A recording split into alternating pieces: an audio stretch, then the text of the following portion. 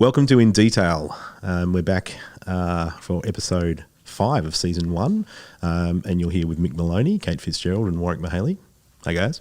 Hello. And today we're turning the grill up to 11 on the woman, the myth, who is Kate FitzGerald. So the worm has turned. Sorry, Kate, it's your turn. How are you feeling? Nervous. I mean, you've had a week to prepare. 2 weeks, actually. That's right. Count.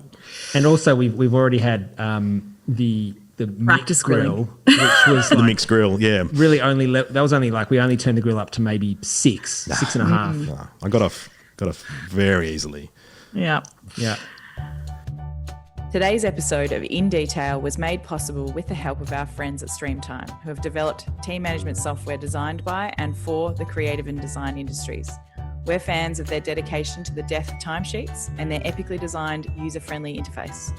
Our thanks go to the Streamtime team for supporting us while we lift the cone of silence on what running a creative business is really like.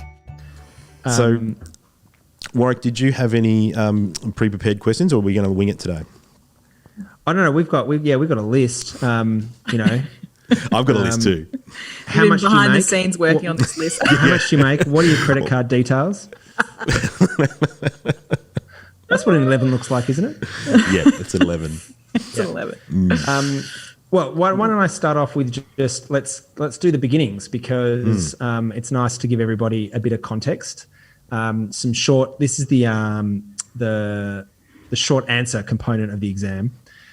In which year did you start Whispering Smith? 2011. Graduated 2010. So actually I was technically working on my first project while I was still doing my thesis. Nice. Needed a building permit. Jumping 2 feet into the deep end. Yeah. And did you find that was a little bit terrifying? Yes. I also didn't have my first project was just to move an old rundown farmhouse that we had that Mum and Dad gave me. So it was my own client, which I think was a really important thing for me to do. Was that the one you were working on while you were still a student? Yes. I had to ask Jeremy McLeod from Breathe Architects, who was my thesis advisor at the time, if we could just not do his project and talk about my building permit and how to draw up a detail of a veranda. I was like, I cannot believe I've been through 5 years of university and I've got no idea how to do this. So wait a second, your thesis project was your veranda? No, the thesis project was an artist studio in inner city Melbourne. And I was like, listen, I've got this, whatever, I've done 1,000 of these, it'll be fine. But what I don't know how to do is submit a detail for this veranda in this country town. Yeah. How do you draw a detail of a veranda? And he was like, all right, well, you need your whaling plate and, then you got your rafters and you need a stirrup and a footing, and drew this. I've still got it, a Jeremy McLeod. Veranda detail. Veranda detail. Original signed sketch. Yeah, signed, yeah. And in which part of this big brown land are you located?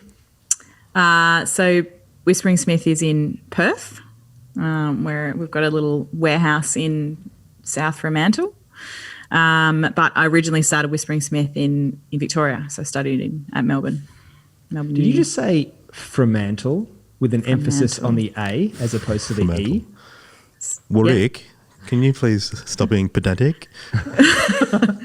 Over here also in Perth. Have I been pronouncing it incorrectly? Dancing and castle. Oh, yeah, and like the linguistics. Local Derby, is it? Don't you pronounce it Derby? Derby, that's right. Not Derby? That's right. Also, there's a suburb in Perth, definitely spelt Cockburn, and it is the only, they call it Coburn. Coburn, no, that's a thing. It's the only silent CK in I've the ever English heard. language. Yeah. That's a British thing. That's a last name, Queen's, Queen's Coburn. Coburn. You're not fooling anyone, Coburn. Nah. No. So, Kate, did you lament having a lack of a sort of professional mentor in your early years? Oh, my God, yes. Not having – so I think the thing is when you go straight out of university, you don't build those networks that you would otherwise get if you were a grad. And maybe you don't always build those networks, but you definitely get the opportunity to sort of slot into a firm somewhere and maybe develop some mentors or something like that. And I just it was 2010 as well. So it was just after the GFC. There were no jobs around. Everyone was kind of struggling. Lots of my friends went overseas. It was like a, exodus from Melbourne. And so it was a pretty lonely time. And it's something I've really regretted. And even, you guys had partners to bounce off, whereas, it was just little old me. And that was a very lonely thing to do, I think. If our audience is at all interested, Mick and I still have those partners. Yes. Just to correct a miracle. The past tense there. Did you study with Erica through uni? We'll get to you next week, Warwick, but this is a practice run, Warwick. Were you guys together in the same year?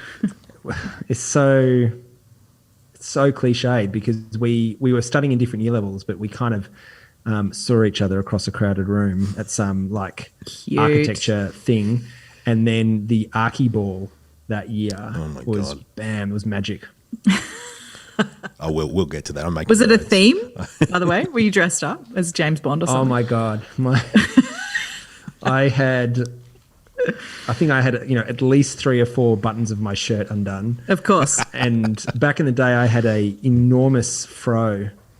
Nice. And so I was rocking that and I'd zhuzhed it, I'm sure, and was wearing these golden shoes that were 2 sizes too small for me that I had borrowed from my She neighbour. was doomed from the start. Leather jacket. It was amazing. It wasn't a costume. It was just how I dressed. It was a Halloween ball, right? Yeah. No, it was Austin Powers that's just the theme architectural party. scene. That was just architectural history 101. It was just Yeah. All right, let's get back to Kate. So yeah, so Kate, if for the younger people who might be listening who are thinking of starting their own practice, what if you had your time again to do this? Would you have spent some years in a practice? What would you be your advice to somebody? Nah. Just go and do it. Look, I think if you can find a practice where you are going to be supported and mentored, then go for it. I think it's an absolutely brilliant thing to do. I just didn't. I was too impatient. I was a really impatient person, so it just was never going to work for me. Also, one of the things I noticed, and I read this quote from Melinda Gates that says, "We are expecting our daughters to work in companies designed for their dads." And I absolutely 100% felt that weighing down on me whenever I walked in the door of an architecture practice. And I was like, you know what? All I've got to do is come up with $55,000 a year. How hard can that be? So did you achieve that goal in year one?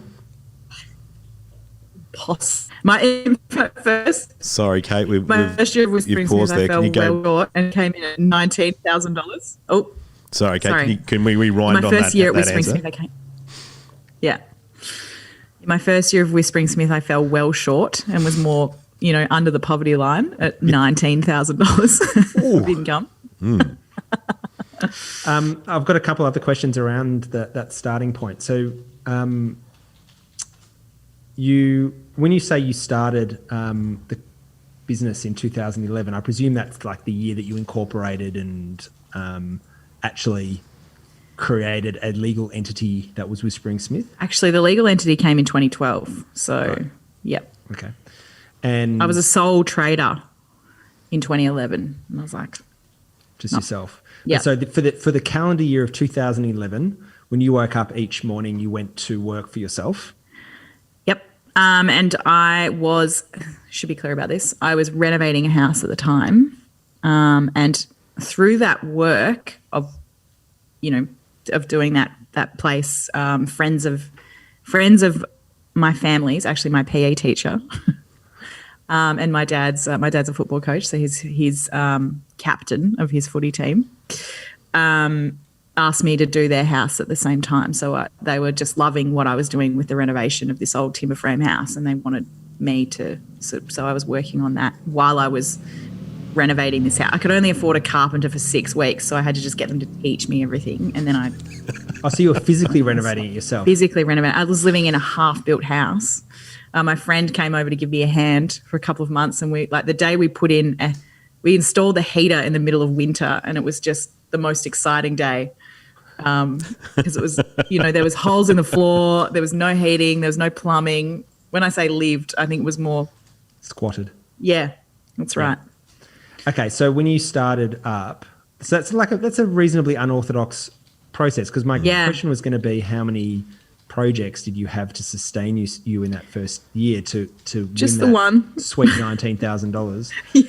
And it sounds like it was, well, two, like it was your own renovation, as well as the PE teachers. Was that deliberate, or you had what you had, you just decided to give it a crack?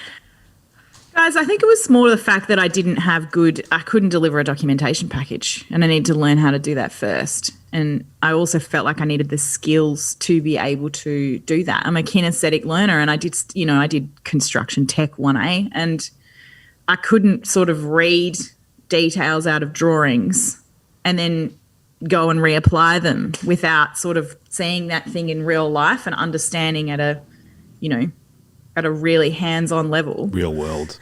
Yeah. And so I could then go and do a documentation package after that house because I knew everything. I knew this top plates and rafters and beams and cleats and how they all work. And if I didn't know, I would just go to that half-built house and go, oh, yeah, that's right. This is where that goes. So you'd never seen a full project cycle either before you started up Exactly. your own shop. So you never, university only takes you up to the end of sketch design, really. Not even this. And there's nothing before that either. So no fee proposals or sort of client architect agreements or anything. Okay, so you had to learn all about town planning or development approval, depending on the state in which you live, and detail design and documentation and procurement for your PE teacher. Did you build your PE teachers one as well? No, I was there on site a lot. He actually wanted to build it himself, and in the end, I had to be like, "Listen, dude, we had a real heart to heart," and I was like, "You're going to have to fork out for a builder here. And we're going to need a contract, and we're going to need, and so that process was really good because I was advising someone on the procurement of a building, and therefore had to learn pretty quickly myself about that. Yeah. Okay. You do learn super quick when your business depends on it. I think there's an impetus there to not fuck it up. But also, I mean, obviously I'd done it myself, so I'd been through it, but I'd gone through as owner builder, and he was trying to do the same thing, and I was like, there is a limitation to the owner builder thing. You really need to, this is what a builder does, and you will not be able to do that because you are a full-time PE teacher. Okay, so 8, 9... And then, so my reg process, like I was... Sorry, cut out was. Can you say that again? I didn't cut out. You cut out. Okay. yeah. No, it's okay. So you were talking about registration. So you registered after setting up shop for yourself. Yeah, this is kind of funny as well. So, I was So I moved over to Perth. Hypothetically speaking. I moved over to Perth. I tried to get a drafting registration in Victoria, and it was damn near impossible. And so I was like, where you don't need any registrations at all? WA. Also, I was in a long distance relationship with my partner, Maddie, at the time. Seriously, so you don't need a registration in Perth. It is a lawless land, my friends. Holy shit, the Wild West. All graduate architects who want to start their own practices, get over here. You can a 2-year-old child could put in a DA in a building permit. What? No problemo. Yeah. Okay, you still can't call That's yourself why an housing architect. sucks, by the way.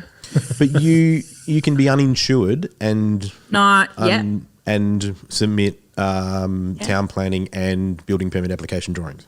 100%. Wow. I did not know that. Wild West. Wild West. Anyway, Okay. so I use that to my advantage. So you still need to have be like registered to call yourself an architect. That doesn't change. Yeah, But the regulations around building permit submissions, etc., are not the same as they are on East Coast, where you have to be, you have to have a insurance policy and a Registration. and hopefully at the minimum a TAFE, something diploma or something. Righto. Cool.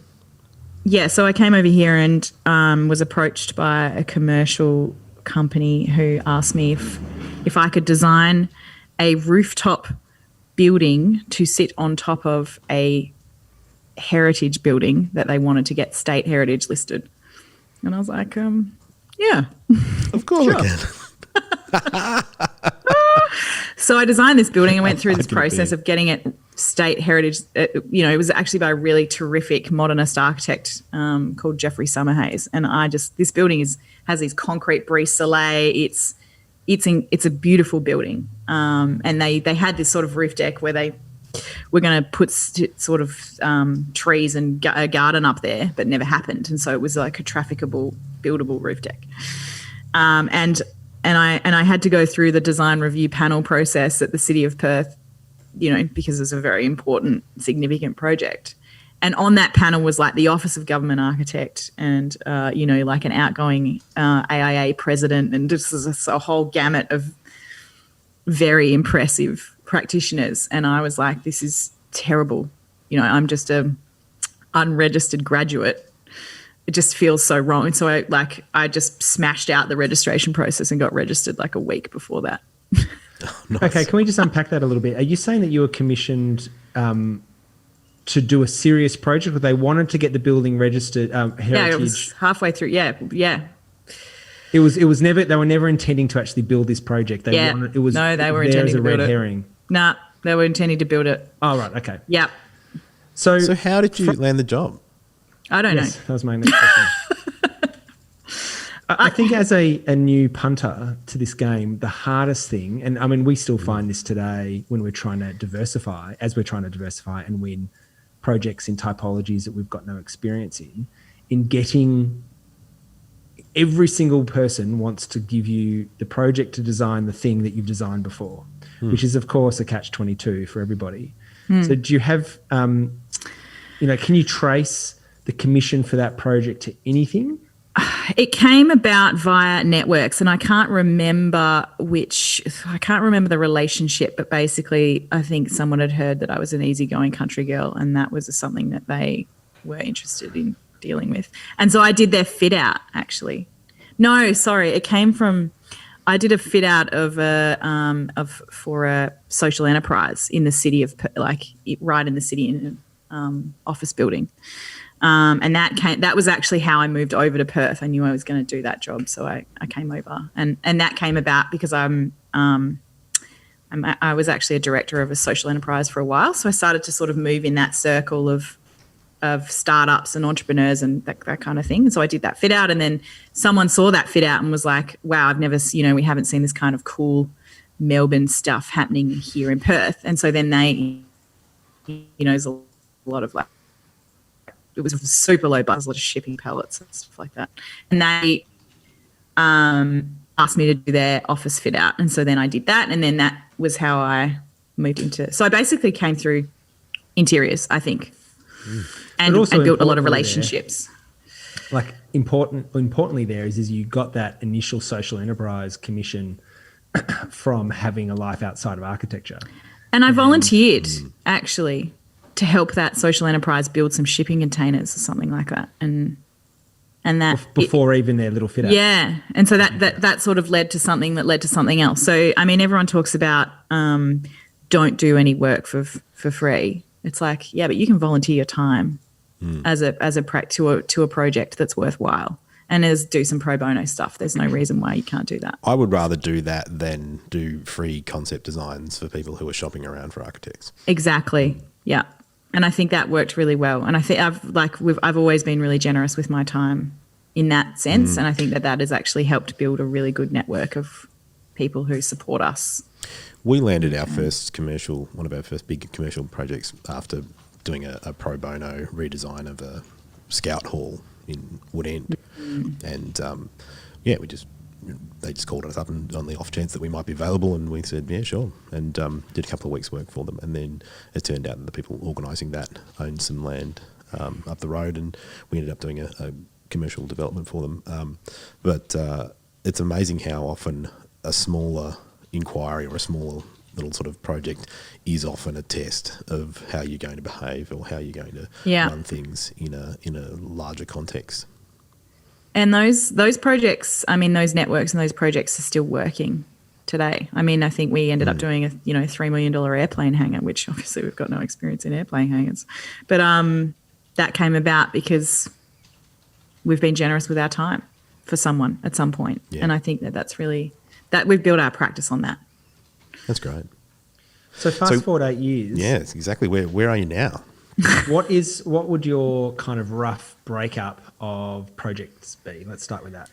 I think Between the types. we're majority resi now, and I'd say we're sort of pushing into the $500,000 plus, kind budgets. of. Yep. Yeah. Okay. And how many? Yeah. What's your team size now? 5.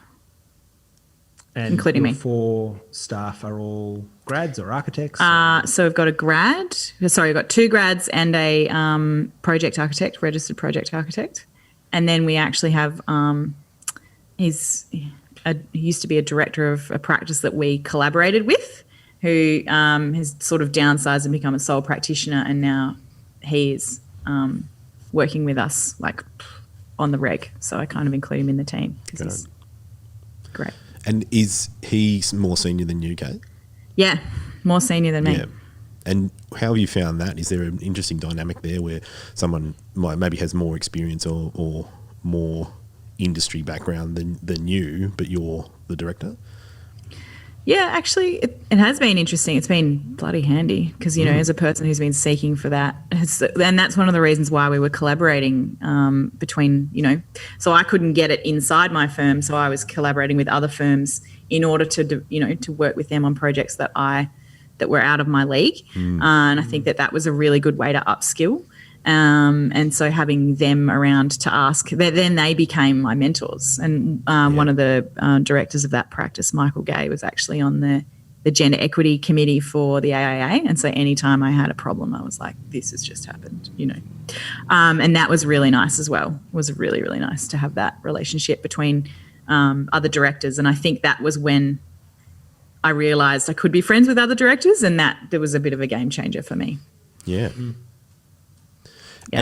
And Kate, is it the residential work? Is that where you see is that your passion? Is that what you want to be doing? Is that where you see yourself in the next 10 years? It's funny, but I did a development as well. I actually really sort of thought Whispering Smith was just going to be something I was doing on the side to make me enough income for me to go and do property developments, because I saw the selling of architecture as a product as being a lot more effective than being, the client management aspect of selling time for money. It's like just do the project, do it your way, and then sell it at the end. And also Perth is really battling. I mean, the planning code that we're using at the moment is 30 years old. It's totally outdated, and it's basically for single house lots. Sorry, So Kate, could you problems with rewind urban on that infill. one? You cut out there for a second. Could you go back to the start of that answer? Perth's got a very old-fashioned planning code that's 30 years old and is being rewritten. And also that other thing that I explained before, which is that there's a whole bunch of unregistered people designing buildings who probably shouldn't be. And so the housing market and the infill market is horrendous here. We have some very low-quality, awful triplex type developments that are just wrecking the middle ring. And so I got quite passionate about doing that better. So we did a development where we kept the existing house, we kept the trees, and it became a case study for the new planning guidelines that are coming out. And as a result, Whispering Smith was the planning, the architectural consultant for the writing of the new planning code, because we're the only ones dumb enough to deliver a best practice project in Perth and lose a heap of money doing it. But we were able to pinpoint the problems in the system. Like, this is where you can't, you almost can't subdivide if you keep an existing house. It's a nightmare.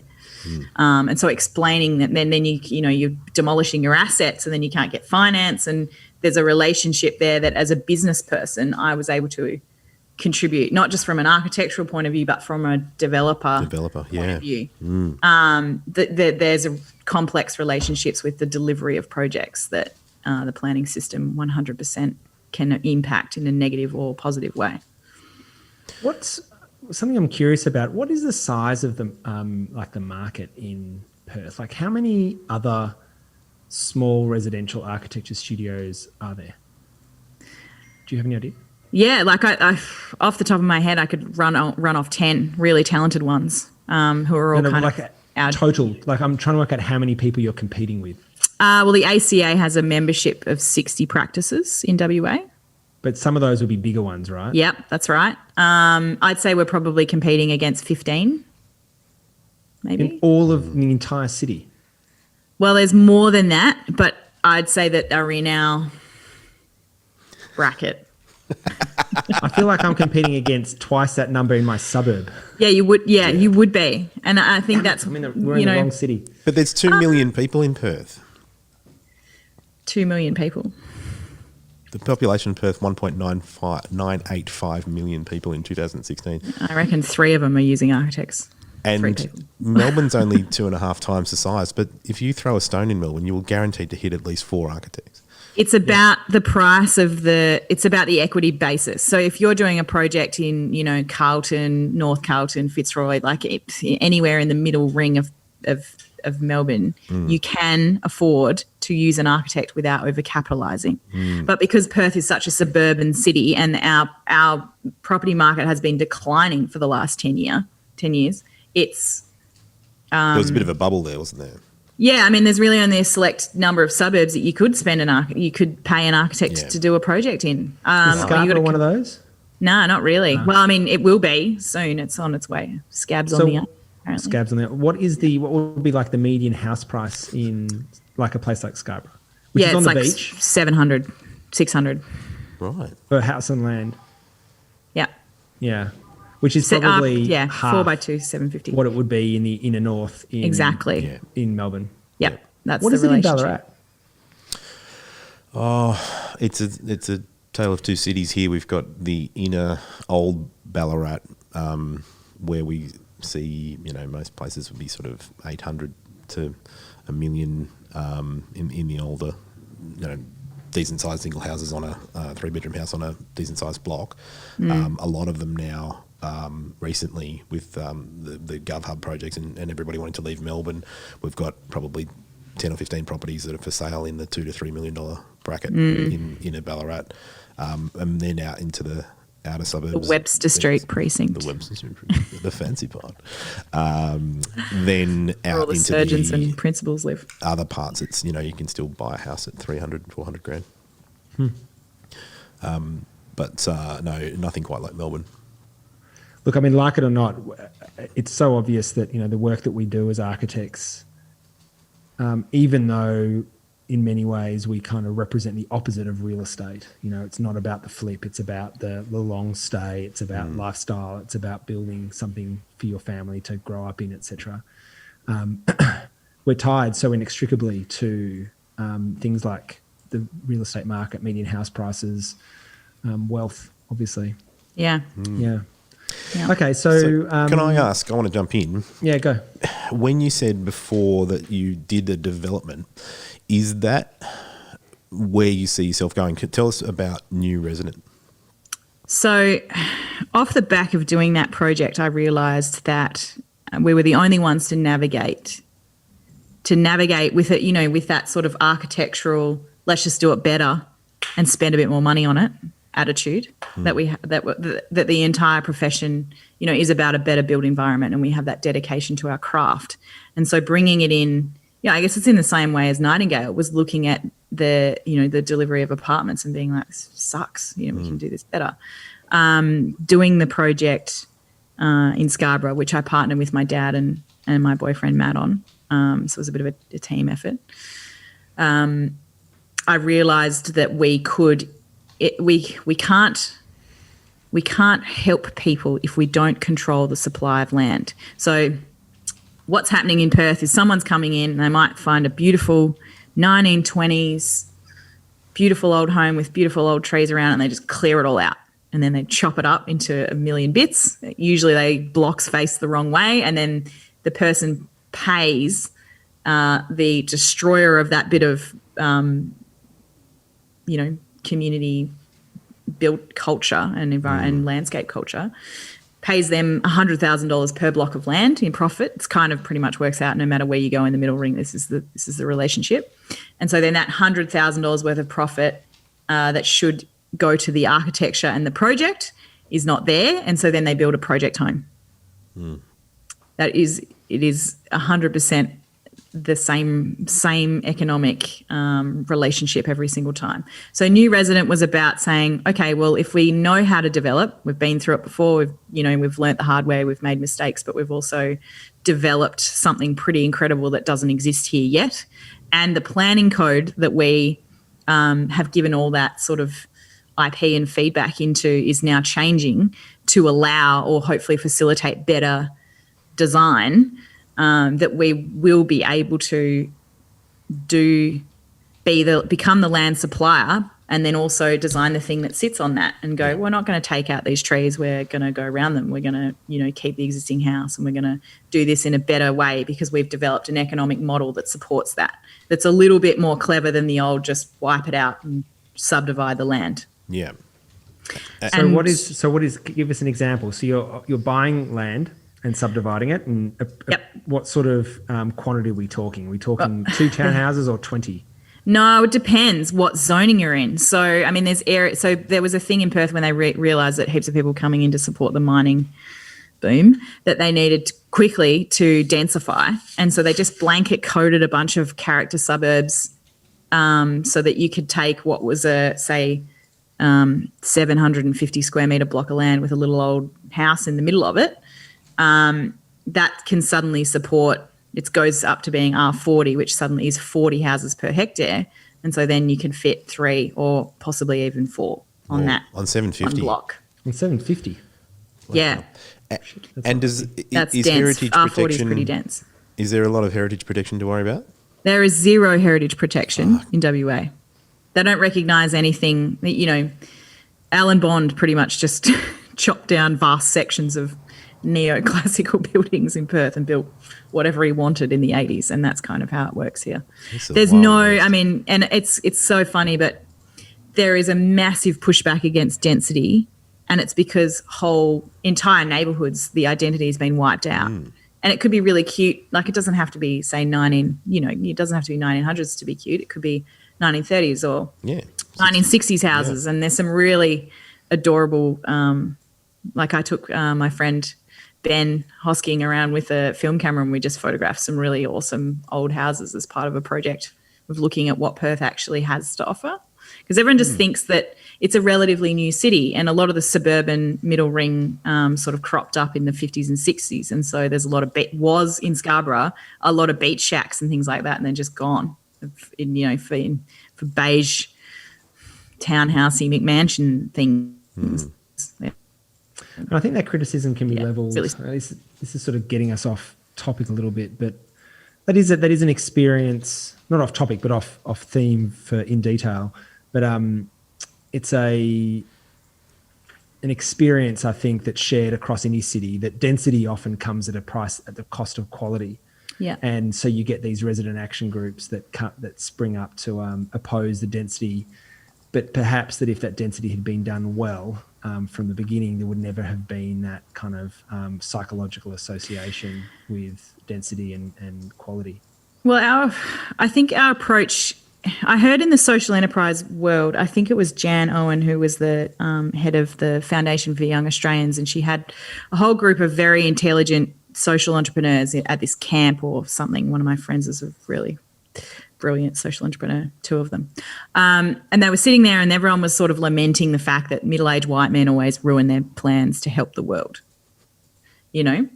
by, with laws or tax or funding or just being, generally blockers of all good things. I think Kate's talking about you, Mick. Oh, definitely not you. What? I'm a spring chicken here, guys. Yeah. And so, and Jan Owen's advice at that time was just stop whinging about this system and build a new one. Like, you cannot change it. And that's the thing I felt, that's my approach to business. I was like walking into these firms being like, I'm never going to be able to change this firm. I'm not going to turn it into something that I think is, acceptable as a business model, or as a, even the way they treat their staff or the culture or any of that stuff. As a graduate, you're never going to fix that. Although there are people who've, gone and turned complete firms completely around. So there is a way of doing it. But the approach with housing in WA is I'm not going to fix the system, but I can build a new one. And that attitude has got us all the way through to advising the Department of Planning on how to write the code to support better density. So you are fixing the system. I'm literally fixing the system. And that's just, we've been advocating, and it's, I do it with gender equity, I do it with better business, and I do it with, better design as well. Just build a new one. Like, it's the only way. And that's the entrepreneurial spirit. And I think that's yes, I've done some things the hard way, but that's always been behind, that's the DNA of everything we've kind of done. Let's get back to Whispering Smith. Yeah. On the name. Yeah, actually, let's start with that. I've got some other questions, but let's start with this weird cowboy name you've got for yourself. So I had a couple of friends involved in Whispering Smith in the early days who were just sort of working after work on projects, and one of that it wasn't me actually, they came up with it. We always said we needed a staunch male figurehead. Who's going to hire a bunch of kids out of university, girls, who's going to hire this bunch of girls out of university with no skills or knowledge or anything? So compelling. Like, how can we market ourselves in a way that sort of fits in with the traditional business world? And so Wayne Smith Architects. Yeah, and so Whispering Smith is actually it's a 1950s Western series, a TV Western series, so very low budget. And Whispering Smith is the sheriff and title character, and it's just about him roaming around the badlands of the Wild West and vaulting on horses, and hilarious bar fights and people being thrown out of saloon doors and things. And so we thought it was pretty funny. He's also like, there's always a Whispering Smith DVD in the $2 bin at Woolworths. Keep an eye out for it. I have to say, it's remarkably prescient, like calling yourself that early, because that is my picture I have of you in my head, like the sheriff roaming around the wild, wild west, getting into bar fights. Yeah. Yeah, it's a really fitting thing. We grew into the name. But is it like an in-joke? Is it these spaghetti westerns were never, there was sort of a little bit, a little bit Hollywood and cheesy. Was there a sort of tongue-in-cheek sort of thing there where you were saying, well, look, we're not really establishment? Yeah. And I mean, I guess we're sort of saying, this is what you see. These are all the qualities that make up what your world respects. So we're just going to put that on our business cards. Yeah. Yeah. Tough, manly. So I know some other guns. Women in architecture who've named their practices in a deliberately sort of masculine way as well. Yeah. I do too. Yeah. Do you see that? I mean, it's hard to really put yourself in somebody else's shoes, but is this just the tip of the iceberg of the gender sort of discrimination or gender imbalance and issues that you face on a day-to-day basis as a woman in architecture? Everything I do is, how can I beat the man? Really? Every meeting I'm in, except for this, you guys are great. How do I keep working? Or are you? And is this a beat the man situation as well? It totally is. We're on the way out. Nick and I aren't going to survive the season. No, it'll be the all-lady architecture radio hour, which used to feature Warwick and Mick. Yeah. I don't know if you guys have seen the series Suits at all. Yeah. Yeah. Yeah. Isn't the chicken so Harvey now a Specter is princess? pretty much who I'm trying to be. Huh? What's that? Isn't the chicken that now a princess? Really? Yes. Meghan Markle. Oh, yeah, there we go. Yeah, but I'm not trying to be Meghan Markle. I don't want to be a princess. I want to be Harvey Specter. I want to be a princess. Closer in New York. Literally, like that. They will not respect you if you do not establish who's in charge pretty quickly. And it's so funny that men kind of learn this thing about sort of, I don't know, whatever that is, manly being in chargeness. Chicks, are not conditioned with that. Yeah. And so it's something that you know, and I've talked a lot at length with people like Emma Williamson from Fulcrum, who's, you know, when she's chairing a meeting, for example, she has sort of adapted this entire way of doing that. You know, it's the same way that Margaret Thatcher had to retrain her voice to be able to speak at Parliament. We have had to sort of build ourselves as human beings in business completely from the ground up so that we can actually insert ourselves into that world and not be tromped all over. And some male clients, we actually have a rule with male clients. Like one of my graduates, we were interviewing, some people came in who wanted to have Whispering Smith design their project. And as they walked out the door, like my graduate, just Nikita, turned around and just went, and I was like, you know, it's the middle of coronavirus. Probably could do with the fees, Nick. You know, what's your call there? And she was like, he cut his wife off 3 times. I counted it. And we're like, not going to listen to us. Can't listen to your own wife. You're not going to listen to us. And there's a pattern there that they're not even aware that that's what they're doing. But there's a sort of hierarchy going on, and we can smell that hierarchy pretty clearly. I think that speaks to a very interesting and important soft skill that none of us learn officially about being able to read between the lines of the way our clients engage with each other. You know, the idea of negotiation and positional bargaining, and how to what's the word? Like coming up with a good design is one thing, but then to be able to nurture that all the way through the many potholes and speed humps and outright sort of, you know, walls that you would have to overcome to get it actually built does not rely on your ability to draw a pretty picture at all. It relies on your ability to understand people and get them to do what you think is the right thing to do, basically. Yeah. Get them on board with the narrative. All right. So we're back and we're grilling Kate. Well, we haven't really been grilling, Warwick. We haven't. I think I'm just rabbiting on. Let's get hard. Let's all harden up and actually do what we said we were going to do, which was. But it's a fascinating story. Like your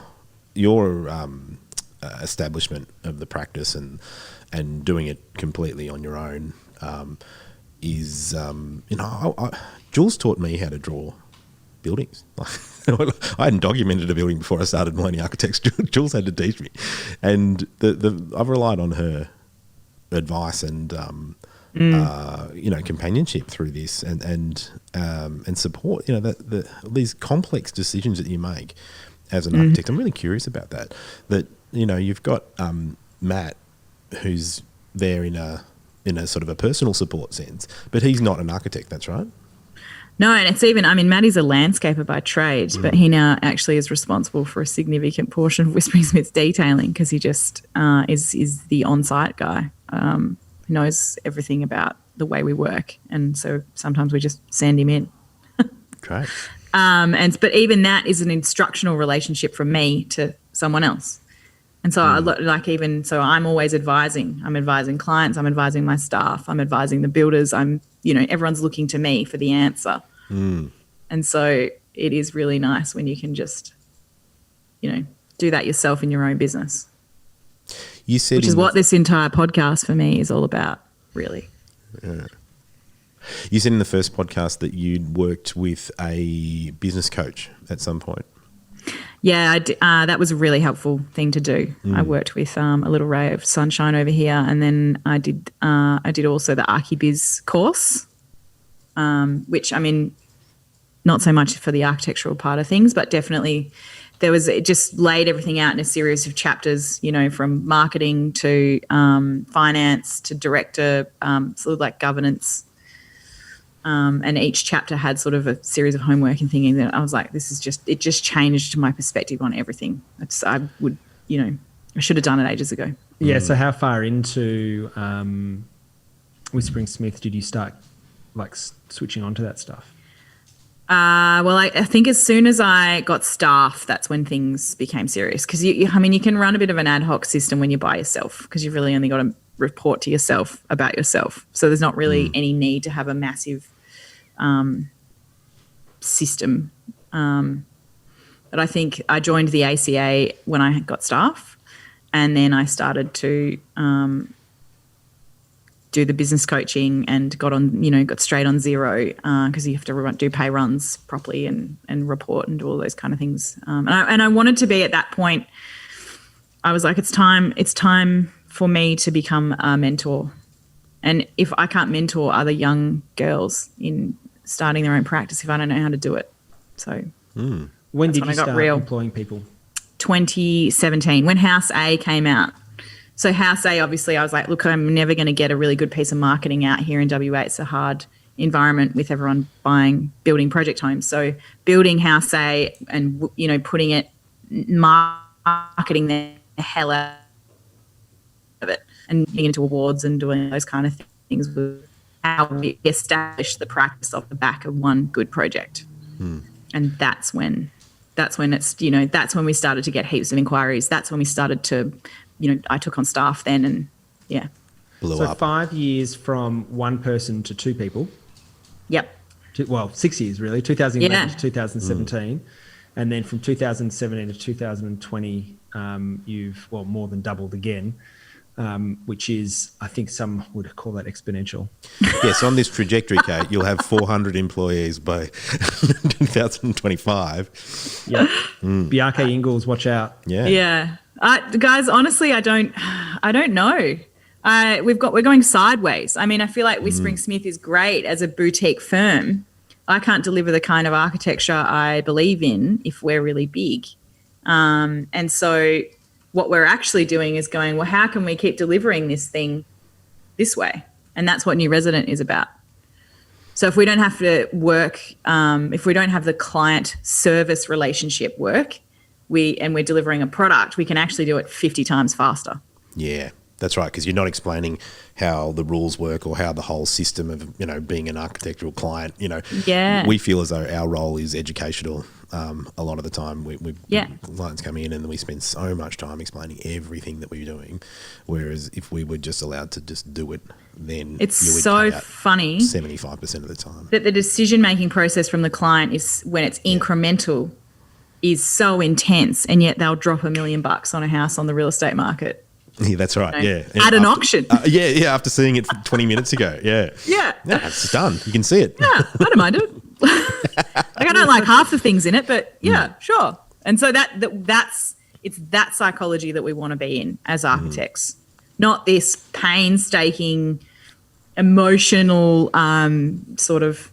But it depends how you process. see it, though, isn't it? Like, whenever I get frustrated with that side of the work, I think, well, that's what the money's for, and that's what the job is. Sometimes is being, the relationship counsellor, sometimes the architectural teacher, and to actually work through really specific interpersonal sort of relationships that are tied up in the architecture of a client's project.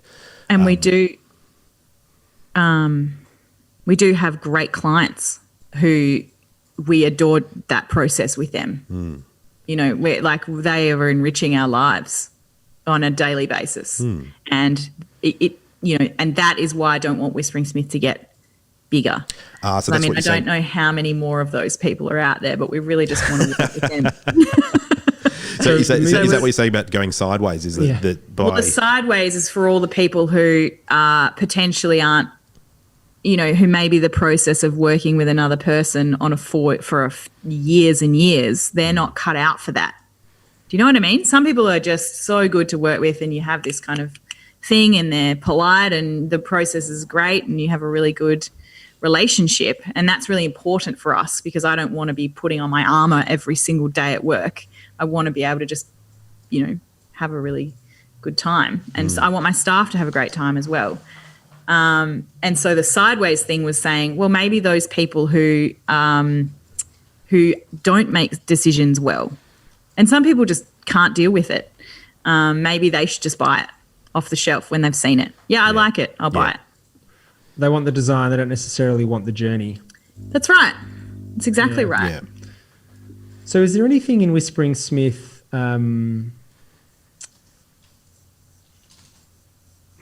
could you talk about the process of bringing on board a business coaching, becoming much more self-actualized yourself about how you're doing and what you're doing? Like, what are the big things that you're doing differently now from when you first opened up shop from a business perspective?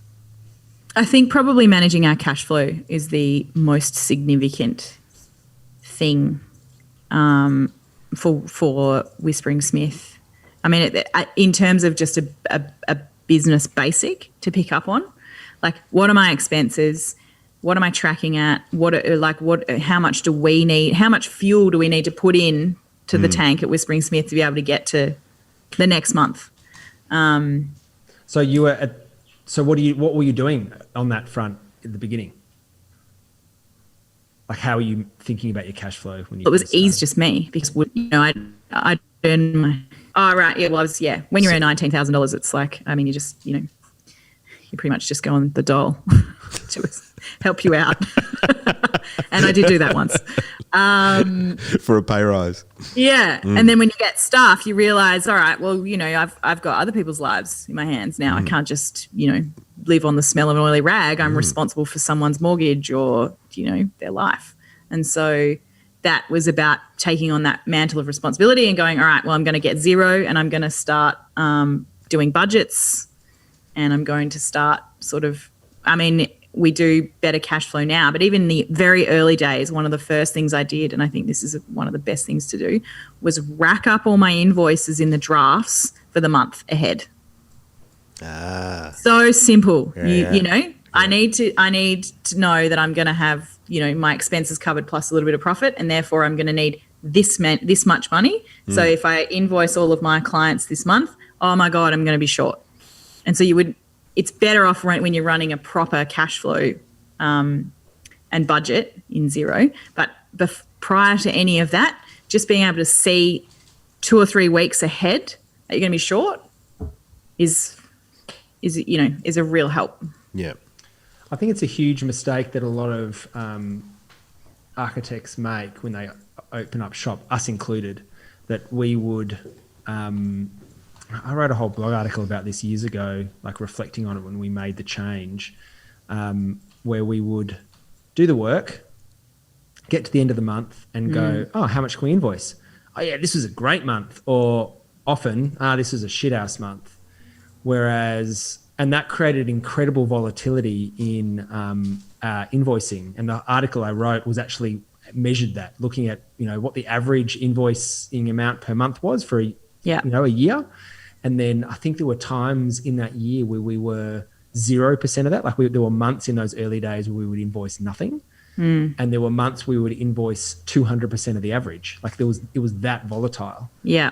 And once we implemented a process, the reverse, which it sounds like what you do as well, where you start the month going, well, I need $10 or $40 or $80,000, whatever the number is for your business, to keep the lights on, pay everyone, etc. Coming in the door this month. What is the work that I need to do to generate that revenue? You do it backwards. You start with the demand and then you do the work as the subsequent thing rather than starting with the work. Yeah. For us, that narrowed that sort of volatile range from 0 to 20 to something like maybe from 70 to 130. I'd have to go back and check, but it like crunched the range, which is incredibly important because once you have staff, you cannot manage 0%. You cannot manage 0%. Average revenue. You just can't do that. Not build for a month. Yeah. Give so much of that away to somebody else. Yeah. One of the things we also did in the early days, which is a little bit cheeky, but we just put 50% of each phase up front in our fee proposal. That way we're forward, if in doubt, that we're forward loading always. Why is that cheeky? Huh? Why is that cheeky? Well, I mean, in the building industry, it's like I can charge 6.5% up front as a deposit for each thing. All right. So I think, we can kind of write our own rules in architecture a little bit with that. I haven't found anything that says that that's not okay. Yeah. But and also, I guess it means that there's always the risk, right, that you'll do all this work and then your clients won't pay you. Yeah. And so Do you splitting charge it a down the middle and deposit? saying you give me half at the start and then I get the rest when it's finished is actually quite fair in terms of risk of not being paid or the risk that we're just going to disappear with the money is halved. How do you manage that in terms of scope creep during mid-stage? Yeah. And so that is why this is when in the past we've done fixed fees. And since, I've been chatting to you, both of you, about how you manage percentage fees and also some other people as well, we're shifting to percentage now. So it was easy when you do fixed to do it that way, but then you can't manage the scope creep. Yeah. I suppose you could if you said, look, we're going to do anticipated stage 2 design development, and the fee for that is $20,000. Right. We're going to charge you $10,000 now, but then once you double the size of the project, the end you could do that. will be $17,000 or whatever, a non-symmetrical half and half. It's more just get some money in the door. With minute that your staff member has their pen to paper, or you have your pen to paper, there should be money in your account. Sorry, Kate, can you? Otherwise, you rewind run for 1 behind the second? 8 ball. Sorry, Kate, can you go back to the start of that answer? The minute that you start working on a project or thinking about it, there should be money in the bank for that. Otherwise, you're funding their project, like you're financing it. Yeah. And most small practices can't even finance themselves, let alone half their clients' work. So you just got to be really careful with that.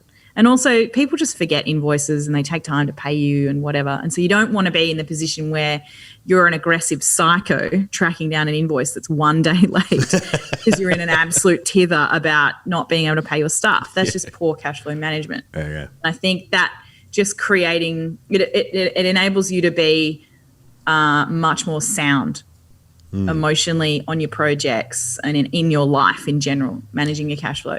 I think you used that phrase before, putting on your armour with clients and in a different context. But I think once you get a lot of these things under control in terms of a reasonable agreement and the client knowing, that the terms of how you're going to work for them allows you to take that armour off and not to have to worry too much about that billing. That's exactly right. And also it's things like, hey, it's part of our fee structure that we invoice for 50% up. And that person goes, nah,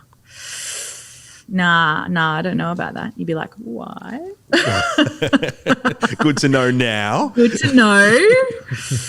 You're going to be difficult. And I mean, it's never happened to us that anyone has questioned it. So yeah.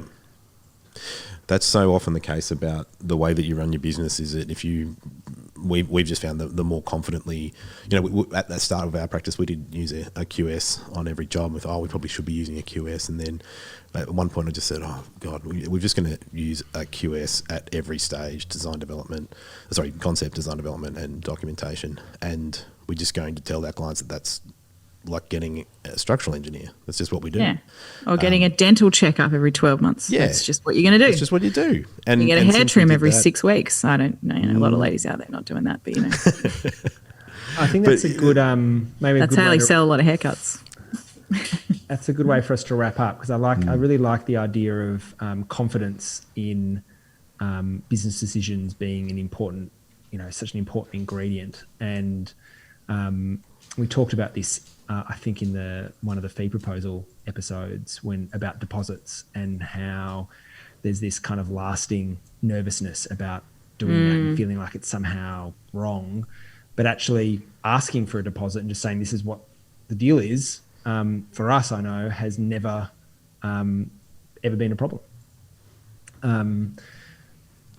Well, I've still got 1,000 questions for you, Kate. I find your practice to be absolutely fascinating, but we shall hopefully do many more podcasts where I get to slip these questions in and finally get to the bottom of this enigma, this to celebrate Western Australian enigma. To celebrate our 10-year anniversary, we'll have to go and redo these episodes. Very good. So, Mick, do you want to close us out? Sure thing. Well, thanks for joining us, everybody, for another episode of In Detail, where we take you behind the scenes of creative business. And be sure to join us next episode where we will be turning the spotlight on one Warwick Mihaly, the man behind Panfilo, the man behind, well, half of Mihaly Slocum. And we'll have many questions for you then, and I look forward to joining you then.